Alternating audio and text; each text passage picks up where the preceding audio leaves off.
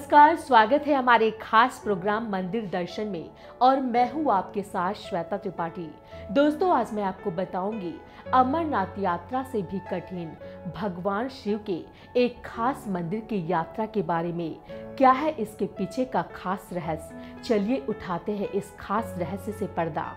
दोस्तों, कैलाश मानसरोवर की यात्रा सबसे कठिन मानी जाती है। इसके बाद अमरनाथ यात्रा का नंबर आता है, लेकिन सबसे कठिन यात्रा हिमाचल प्रदेश के श्रीखंड महादेव मंदिर की मानी जाती है। अमरनाथ यात्रा के लिए जहां लोगों को 14,000 फीट की ऊंचाई पर चढ़ना पड़ता है, वहीं श्रीखंड महादेव की यात्रा के लिए 18,570 फीट की ऊंचाई पर लोगों को चढ़ना पड़ता है। श्रीखंड यात्रा के आगे अमरनाथ यात्रा की चढ़ाई कुछ भी नहीं है, ऐसा उन लोगों का कहना है जहां लोग दोनों जगह से होकर आए हैं। श्रीखंड महादेव हिमाचल के ग्रेट हिमालय पार्क से सटा है।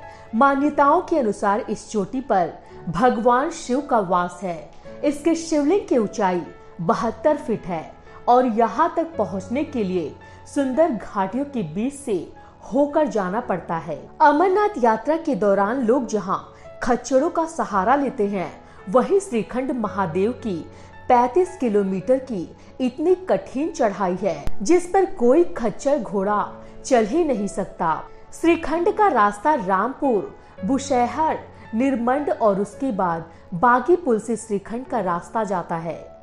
आखिर में जाओ के बाद पैदल यात्रा शुरू होती है। क्या है इसकी पौराणिक महत्व?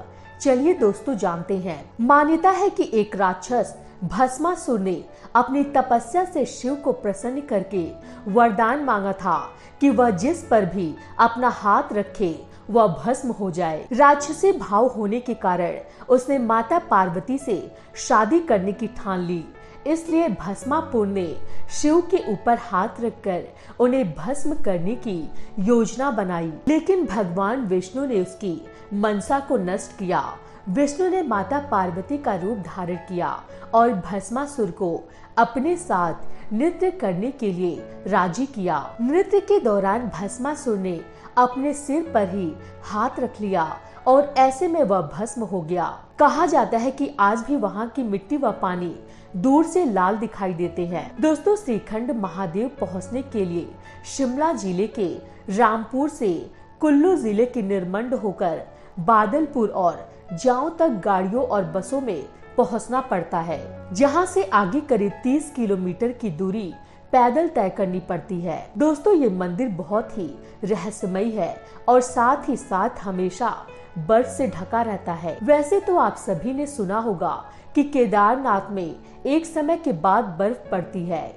जब मंदिर के द्वार बंद की जाती है, लेकिन श्रीखंड का भी एक अलग ही प्राकृतिक स्वरूप है। यहाँ आपको सबसे पहले हरे जंगलों से होकर जाना पड़ता है। उसके बाद जैसे जैसे आप ऊपर बढ़ते जाते हैं, आपको सांस लेने में दिक्कत होती रहेगी, क्योंकि आप 18,570 किलोमीटर की ऊंचाई पर पहुंचेंगे, जहां पर सांस लेना थोड़ा कठिन होता है। यहाँ पर सिर्फ अच्छे से अच्छे पर्वतारोही चढ़ सकते हैं। दोस्तों, इसे एक तरह से देखा जाए तो एवरेस्ट के समान ही माना जाता है। 18,570 फीट की ऊंचाई पर जाना बहुत ही मुश्किल काम है। तो दोस्तों, मैं आपको बता दूं कि ये बहुत ही कठिन चढ़ाई होती है। अगर कभी भी दोस्तों आपको भविष्य में इस मंदिर के दर्शन करने का अवसर मिले तो इस अवसर को चूकिएगा मत। बहुत ही सहजता और सरलता से इस मंदिर के दर्शन अवश्य करिएगा। फिलहाल हमारे इस खास प्रोग्राम मंदिर दर्शन में इतना ही। अगली बार ऐसे ही किसी और रहस्यमय मंदिर के बारे में मैं आपको बताऊंगी। तब तक के लिए हमें इजाजत दीजिए। नमस्कार। खबरों में बने रहने के लिए चैनल को सब्सक्राइब करें और ये बेल आइकन जरूर दबाएं।